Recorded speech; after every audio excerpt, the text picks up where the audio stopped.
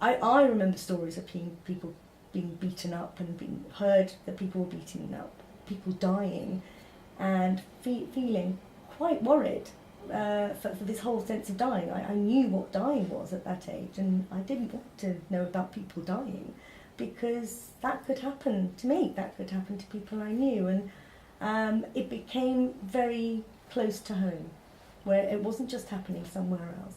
It was a really difficult thing for a child to get their head around, a place that they'd lived in and known as home for a very long time, that they were safe and secure in, had suddenly become not very safe. And that was a true feeling, especially I remember getting my injections, and that was my first feeling of actual physical pain around this whole situation. And I remember it so clearly, being absolutely in pain over my arms, being in pain. And it wasn't just me having these injections, and I understood it wasn't just me, and there was, my cousins, my friends, everybody around us.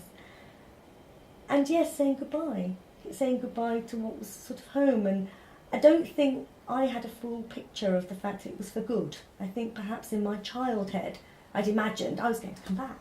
We're probably just going on some big, and I think from what my mother tells me of the story is the fact that I was actually told my nan was waiting at the other end, so we were going to see my nan, and it was sort of put across that way. So but it was only when we got to the airport and I realised actually that my father wasn't coming, and that just felt wrong, and the fear built up going into the airport. The journey to the airport was very clear. It was very, very frightening.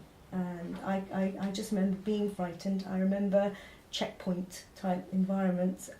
Men with guns was my first experience of men with guns. Being checked? I don't remember that, but I remember the airport and our luggage was searched. And my father had packed a bar of chocolate that was removed. And I must have had a tantrum, I think.